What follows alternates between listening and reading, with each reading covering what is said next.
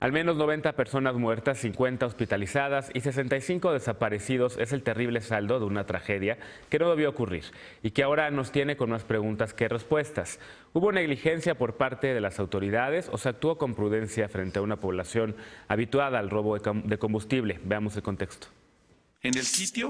La tarde de este domingo, el gobernador de Hidalgo, Omar Fayad, dijo que tras ser localizados 68 restos humanos, el peritaje en Tlahuelilpan había concluido. Horas antes, varias personas habían entrado al área acordonada para buscar a sus familiares. Ya en el último barrido incluso se le invitó a los familiares a que entraran atrás de los peritos para que vieran que el barrido era completo. La explosión registrada en el ducto Tuxpan-Tula empezó a las 2:30 de la tarde del pasado viernes, cuando un grupo de militares identificó una fuga en una toma clandestina que no se reportó porque no se consideró relevante. Según el gobierno federal, a las 3:45 de la tarde, el combustible ya alcanzaba los 6 metros de altura y entre 600 y 800 habitantes de Tlahuelilpan llenaban bidones.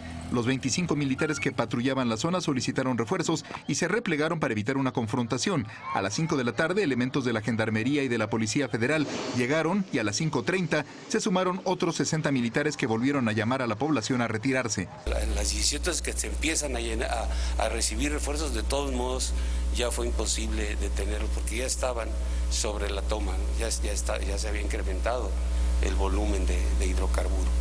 A las 6:20 se cerraron las válvulas y media hora después se registró la explosión. La Comisión Nacional de los Derechos Humanos inició una queja de oficio para investigar las posibles omisiones de las autoridades federales, locales y municipales en el incidente, mientras que López Obrador dijo que la Fiscalía hará una reconstrucción de los hechos para fincar responsabilidades. Según datos ofrecidos por Pemex, desde 2018, Hidalgo ocupa el primer lugar de tomas clandestinas en México. En Tlahuelilpan, en 2016, se registraron 6, en 2017 38 y en 2018 23. El pasado 13 de enero, 3 soldados que participaban en un operativo fueron retenidos y golpeados por los vecinos a 20 kilómetros de Tlahuelilpan. Yo sostengo de manera responsable que fue correcta la actuación del ejército. Punto y contrapunto.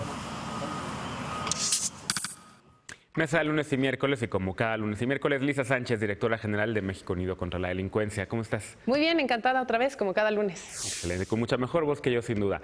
Eder Guevara ya nos va a estar acompañando todos los lunes y los miércoles. Bienvenido, Eder, ¿cómo estás? Hola, muchas gracias, buenas noches. Bien. Fundador de Morena y antropólogo. Alfredo Lecona, activista y analista. ¿Cómo estás, Alfredo? Muy bien, Genaro, buenas noches. Bienvenido, como siempre. Fernanda Caso ya está de regreso después de sus vacaciones, analista y conductora de Foro TV. ¿Cómo estás? Te extrañamos. Ay, muy bien, Genaro, muchas gracias. Es un gusto estar de vuelta. Pues bienvenida. Empezamos contigo porque acabas de regresar. A ver, Exacto. hay muchos temas que podemos tocar en torno a la tragedia, por supuesto, el viernes pasado. Una de ellas, y creo que es la que nos interesaría tal vez más discutir en esta mesa, es la actuación del ejército mexicano. Muchos de los videos que veíamos ahí el fin de semana en redes sociales sobre todo, sí se veía al ejército invitando a la gente a irse de la zona. Había por ahí incluso un soldado que le gritaba a una mamá: señora, su hijo lleva demasiado tiempo oliendo el combustible, le hace daño, es malo para su salud, tratando de disuadir, digamos, y de persuadir a las personas que estaban ahí congregadas. Y sin embargo, las reacciones en redes sociales han sido, incluso la Comisión Nacional de Derechos Humanos metió una queja al ejército mexicano por inacción. Hay voces que decían el ejército tenía que haber reprimido, hay voces que dicen el ejército tendría que haber hecho algo más. ¿Tú qué piensas? Primero, me llama la atención lo poco que significa ya para la ciudadanía la autoridad, ¿no? O sea, el hecho de que haya un militar ahí parado, que haya policías federales, a la gente no la movió en lo más mínimo, ¿no? Lo que en cualquier otro país hubiera implicado que ya llegó la autoridad y que la gente corriera para huir, para que no los vieran, para que no detectaran que estaban cometiendo un crimen. Aquí no movió ni el viento, ¿no? Los veían ahí al lado y ellos seguían cometiendo el ilícito de importa ver a un militar o ver a un policía, y ya no le importa cometer un delito, ¿no? Ya es algo que tenemos normalizado como sociedad. En segundo lugar, vi a un ejército que no está preparado claramente para lidiar con población civil, ¿no? En redes sociales, cada vez que alguien decía, es que tuvieron que haber actuado, las respuestas eran, pues querías que reprimiera, como si no hubiera ninguna alternativa intermedia, ¿no? Como si lo único que pudiera hacer el ejército fuera reprimir y matar, porque tal vez es lo que hemos visto al ejército hacer en situaciones complejas. Y creo que no es culpa de los policías en particular y los militares en particular que estaban ahí. Al contrario, creo que ellos son parte víctimas también de todo este suceso porque no están capacitados y porque deben de haber pasado un momento muy doloroso ellos mismos, ¿no? Estar ahí parados frente a una tragedia sin poder hacer nada como autoridades, sin poder contenerlo, sin poder hacer su rol como autoridad, pero humanamente viendo lo que estaba sucediendo sin haberlo podido contener. Creo que es responsabilidad del Estado no solo frente a las víctimas que fallecieron, a sus familiares, sino también frente a estos policías y militares a quienes enviaron sin las herramientas necesarias para poder controlar o para poder contener un fenómeno como este. Creo que no es el único caso, creo que es lo que está pasando con nuestras fuerzas de seguridad. Están enviando elementos que no están suficientemente capacitados y los están convirtiendo también a ellos en víctimas de esta tragedia de seguridad, porque vemos escenas en las que los pobladores de comunidades los golpean, los insultan, y ellos no se pueden defender por miedo a no reprimir y porque no están capacitados en cómo actuar de la manera correcta sin violar derechos humanos, ¿no? Claro. Hay muchos otros temas, evidentemente no los vamos a poder tocar todos, la respuesta del gobierno federal, pero detengámonos un poco más en las fuerzas de seguridad. No solamente estaba el ejército, Alfredo, estaba también la Policía Federal, había gendarmería, había gente de Pemex, y, digamos, autoridades a todos los niveles, municipal, estatal y federal. ¿Cómo te quedas? ¿Cómo viste tú, digamos, si vemos los videos, los múltiples videos que hay de la actuación de las fuerzas del orden? Pues yo creo que actúan de forma correcta los elementos desplegados, primero 25, luego 60 más, 85, que ante 600, 800 personas, pues hubiera tenido que implicar hacer un uso de la fuerza para poderlas contener. O sea, yo ahí creo que qué bueno que no fueron las Fuerzas Armadas las que reaccionaron de esta manera. No comparto el diagnóstico en esta ocasión que hace Fer sobre el sentimiento generalizado de que ya no se le tiene respeto a un militar, ¿no? O que no se le tiene miedo. Creo que al contrario, creo que justo por eso tienen la popularidad que tienen las Fuerzas Armadas, porque les dan seguridad a la gente el hecho de verlas ahí, y de ahí muchas cosas que no son a lo mejor materia de esta mesa. Pero digamos, ¿no te llamó la atención que haya militares mientras ellos están cometiendo un ilícito y que eso no desincentive? No, me llama la atención, pero no desde la parte de la falta de respeto a la autoridad, sino del estado en el que se encuentra la población.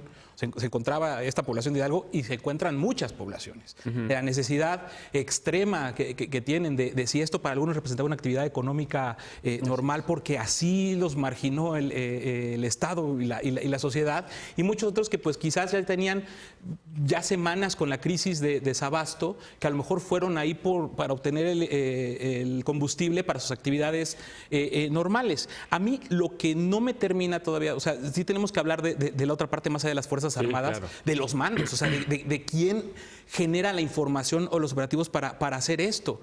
Hay 4 versiones. Os hemos escuchado en 3 días 4 versiones distintas. Yo me fui a dormir esa madrugada del sábado, pues sí, con el corazón destrozado, pero con una satisfacción de cómo actuó el gobierno ante algo que parecía imposible de contener. O sea, de entrada, satisfacción ante cómo actuó el gobierno. Ajá, o sea, de decir, híjole, qué tragedia, pero no había de otra. Porque la versión que contó primero tanto Alfonso Durazo como el director de Pemex fue que a las 18:19 detectaron la fuga. Entonces, como que nos hicieron creer que en 30 minutos, en 32 minutos, todo pasó. Entonces, como que se encuentra la fuga, llegan los pobladores y en cosa de media hora sucedió todo esto. Y nos fuimos enterando poco a poco que no. Que en la conferencia de prensa de ayer, por lo menos dicen que desde a las 14:30 Sedena la había detectado. Sí. Hoy Carlos Loret publica un documento de la Policía Federal donde dice que personal de Pemex detectó la fuga desde las 13:30. O sea, entonces, de la 1:30. Entre 5 horas y 3 horas y media de que se detectó a que se cerraron las válvulas ahí por alrededor de las 18:20, pues sí te hace cuestionar dónde falló. Ajá, por lo menos. ¿Cómo estuvo la coordinación entre autoridades cuando se supone que la prioridad es el combate al huachicoleo? Cuando se supone que ya había a 20 kilómetros si quieres, pero ya había habido este antecedente de los 2 militares retenidos y golpeados, porque ese es el ánimo social en el que estamos. Entonces hay un desentendimiento y me da buena espina las declaraciones de Andrés Manuel de ayer y hoy, en el sentido de, aunque sea dolorosa la verdad, lo vamos a saber, porque está insinuando ahí que hay una falla. Yo creo que después de lo que hizo el director de Pemex, al salir a dar una versión, y que se contradice después con la versión oficial, la que ahora sí se supone que es la versión oficial.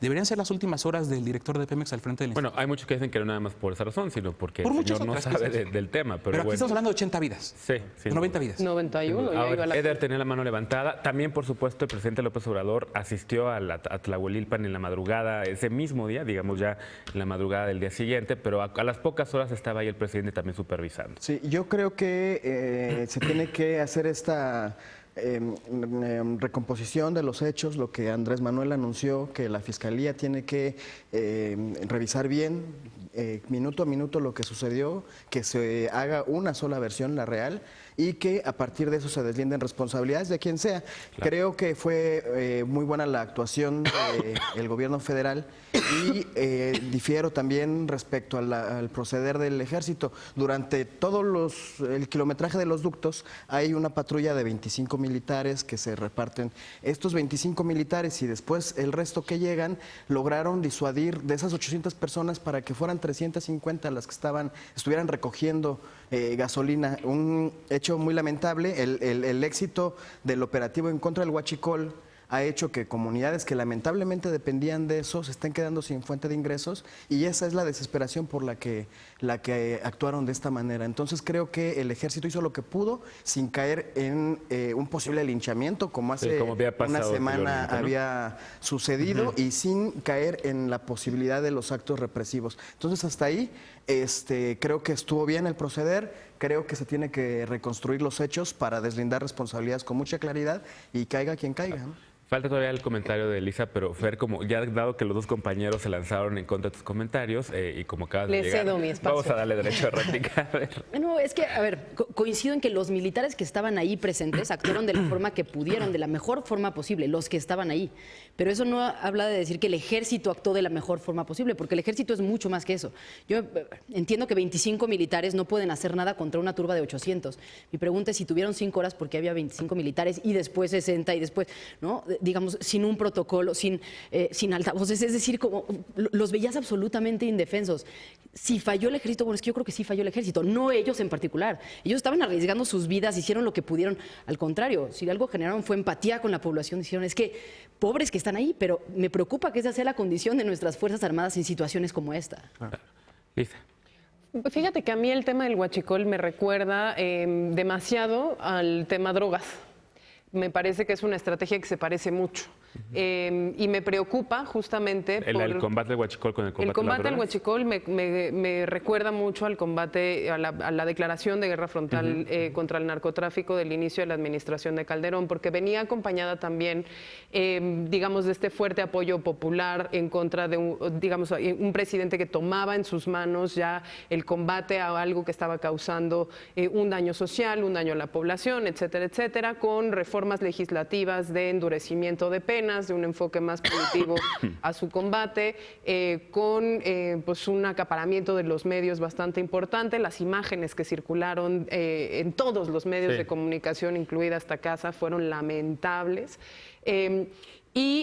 Pues con todo este tema de militarización de la seguridad de los ductos, de las refinerías, de las carreteras, del transporte de pipas, que se parece demasiado. Entonces, a mí lo que me genera es una angustia muy profunda y cuestionarme cuáles son las consecuencias no intencionadas de esto. El único que vi que analizó esto en su columna el día de hoy fue Alejandro Ope, que en el Universal decía, tenemos que preguntarnos si los anuncios de combate frontal al huachicol, si la estrategia de centralizarla y llevar personal federal a los resguardos no va a orillar a conductas más riesgosas por parte de las organizaciones criminales que se dedican a la extracción ilegal y a la explotación de estos ductos. Yo creo que no es una pregunta ociosa, porque justamente el combate frontal y la declaratoria de guerra lo que hizo fue armar y subcontratar la presencia de organizaciones, pues básicamente de gatilleros, ¿no? ¿no? En el tema del narcotráfico, aquí tendríamos que prestar atención a esto. Y segunda cosa que me llama la atención es precisamente la insuficiencia numérica de la respuesta, que tiene que ver con todo lo que hemos discutido en esta mesa, de si la estrategia de seguridad verdaderamente solo puede ponerse en manos de la Federación y si no necesita el auxilio de las autoridades locales. Sí lo necesita. Creo que en este caso es muy evidente que necesitaba del auxilio de Protección Civil, que necesitaba el auxilio de policías locales, estatales, que necesitaba la presencia de los resguardos de la Dirección de Seguridad de Pemex y que necesitaba sobre todo esa coordinación. Me queda claro que había muchísimas cosas que a lo mejor no podíamos haber predicho, aunque sí teníamos indicios de extracción en ese ducto en particular, en los alrededores de esa población en particular, con accidentes de incendios de hasta 12 horas en esa población en particular. Me llama mucho la atención porque creo que si las cosas se siguen repitiendo así y se multiplican alrededor y a lo largo y ancho del territorio nacional, pues vamos a estar viendo escenas igualmente complicadas, igualmente lamentables, con esta respuesta a todas luces insuficiente. Conforme vayamos sabiendo más sobre los hechos y ya que hay una versión final de lo acontecido, vamos a poder seguir entrándole a este tema. También, evidentemente, en la estrategia de combate al huachicol con la compra de no sé cuántas pipas que fueron a ser secretarios en una adjudicación directa a Nueva York, que también a mí me parece un poco, todo el mundo deberíamos estar protestando por eso. Nos quedan 30 segundos, Alfredo Lecona tiene la mano levantada y también... Algo abonando lo que dice Lisa, hoy entrevista a Javier Risco al presidente municipal, Tlahuelilpan, y le habla de esta... 20 policías municipales es lo que tiene el municipio. Sí, también de Liz Merkel. ¿No? Y no quisiera nada más que dejar pasar y condenar, así como las reacciones espantosas que ya vemos en qué se han convertido las redes sociales a veces cuando salen a celebrar, a capitalizar esto, y en especial la de Mario Delgado.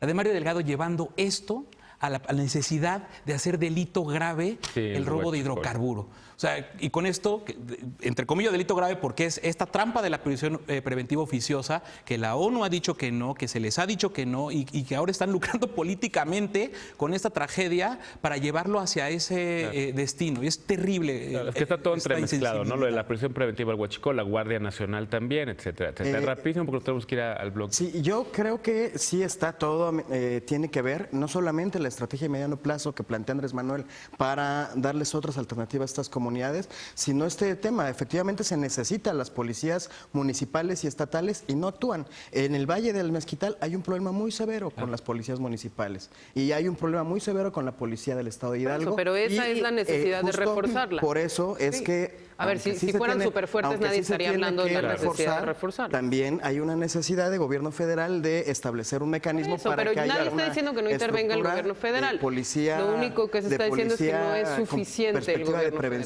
Por lo menos hoy ya vimos, pero ya lo decían en entrevistas hoy el alcalde, 20 policías municipales nada más ahí, ¿no? Eso es lo que es escalofriante ver al Estado mexicano así de rebasado. Claro. Que Marfa ya ha sido un poco cuidadoso, pero ya insinuó más o menos que extraoficialmente se sabía que era una actividad del municipio. No, y no del municipio, es de toda la región. Valle, ¿no? Es el Valle del Mezquital. Bueno, mucho de que sigue hablando del tema, sin duda. Si quieren lo recuperamos ahorita que hablemos de la nueva fiscalía que acaba de comenzar con Alejandro Gertz Manero, porque además habló del tema también en las conferencias extraordinarias que hubo a lo largo del fin de semana sobre el tema de Tlahuelilpan. Regresamos con este tema, no te vayas.